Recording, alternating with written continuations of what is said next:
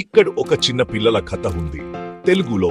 ఇందులో అక్క డాలీ మరియు తమ్ముడు జేవియర్ పాత్రలుగా ఉంటారు. డాలీ అక్క, జేవియర్ తమ్ముడు. ఒక యారిలో డాలీ అనే తెలివైన అమ్మాయి, జేవియర్ అనే చిలిపి తమ్ముడు ఉండేవారు. ఇద్దరూ ఎంతో స్నేహంగా ఉండేవారు. వారిద్దరూ రోజు కలిసి ఆడేవారు, చదువుకునేవారు, తింటూ నవ్వుతూ గడిపేవారు. జావియర్, మనం ఇంటికి వెళదాం. అమ్మ వాళ్ళు వెతుకుతుంటారు. అక్క, ఒక్కొక్కసారి చూస్తే చూడు, అక్కడ ఓ పొదల మధ్య రంగురంగుల పుష్పాలు ఉన్నాయి.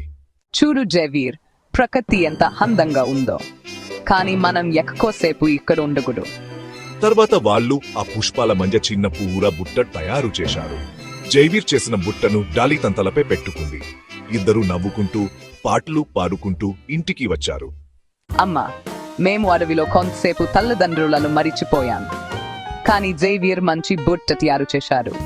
సరే, ఇకపై బయట వెళ్తే చెప్పాలి కదా. అవును అమ్మా, నెక్స్ట్ టైం చెప్పి మాత్రమే వెళ్తాన్. ఇలా డాలీ అక్క, జేవియర్ తమ్ముళ్ళు అందంగా గడిపారు. వాళ్ళక్క ప్రతిరోజు కొత్తగా ఉండేది, నవ్వుతో నిండేది.